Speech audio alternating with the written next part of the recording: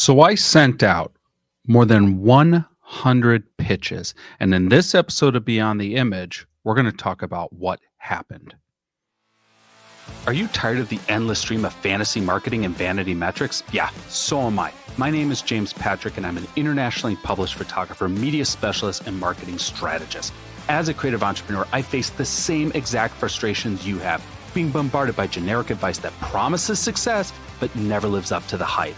We need to move beyond the posturing, beyond the facade, beyond the image to navigate the unique challenges we face as creatives. Together, we're going to dive into real stories, real strategies, and the real work that can lead to the real results. This is the Beyond the Image podcast. What is going on? And thank you so much for tuning in to this, our latest episode of the Beyond the Image podcast.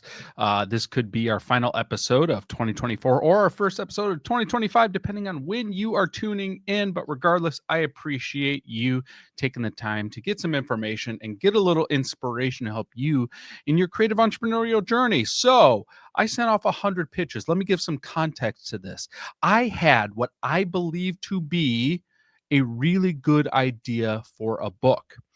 And unlike my first three books, Fit Business Guide, Fit Business Online, and The Legacy Planner, all three of which I self-produced and self-published, two of them, Fit Business Online and Fit Business Guide, both of those became bestsellers on Amazon, by the way. I wanted to try with my new book idea. I wanted to attempt the traditional publishing route. So I crafted a proposal that focused not only on the creative concept of the book, but more importantly, one, why this book mattered in the marketplace, why this book and the concept was missing on newsstands, and number two, the marketing component that I believed would ensure the book's success. So essentially, it was the creative concept of the book, why the book mattered, and how we could make the book succeed with a multimedia marketing campaign. Now, I sent this proposal out over the course of 2024. I sent this proposal out more than 100 times. I targeted various publishers as well as various literary agents. It was probably a mix of 50-50 between pitching directly to publishers and pitching to literary agents. Now, here are some of the responses I got. We're not interested at this time. This project is too niche for us. We have too many other projects going on right now. We're not the right partners for this book. This idea is not for us. Better luck elsewhere. You need an agent prior to pitching us. We, the agency, are not interested in representing this idea. But most of the pitches I did, I got no response. I'm estimating out of the 100 pitches that I sent off, I received less than 20% responding back to me to decline me. The other 80% did not reply at all.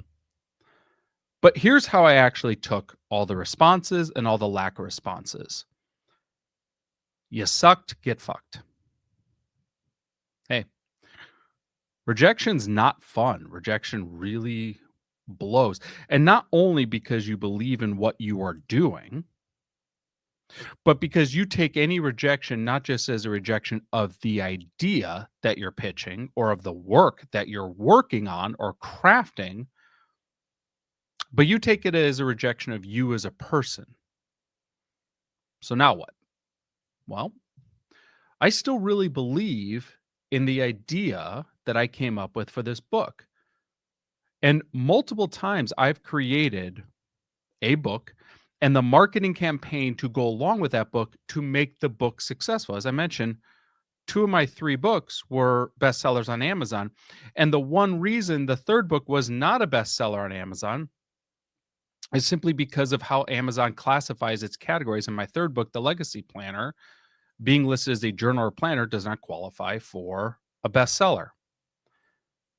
The point is, I know what needs to be done to create a successful book launch. So I'm just going to do it again. You see, for so long, we as creatives, whether you're a photographer or you're a writer or you're a designer or an illustrator or an artist, we were required to go through gatekeepers to put our ideas or our work in front of others. We had to go to publishers. We had to go to agents. We had to go to editors. We had to go to producers. We had to go to stations. But that's not the case anymore.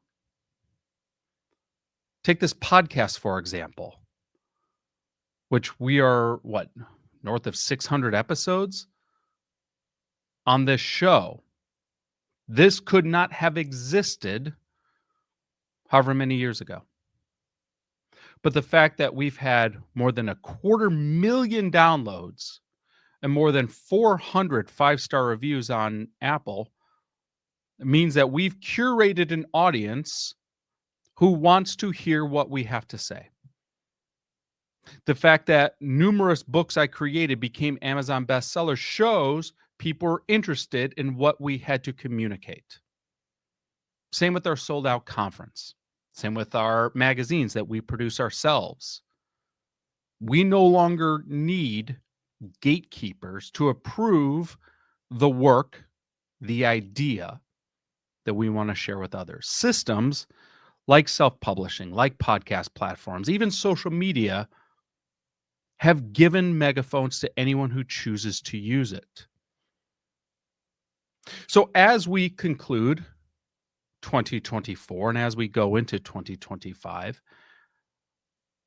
my encouragement for all of you is to hit print, to hit publish, to hit send, and to hit post, because there are people waiting for you to share your next idea. Thank you so much for tuning in. Happy New Year. We'll talk to you all soon.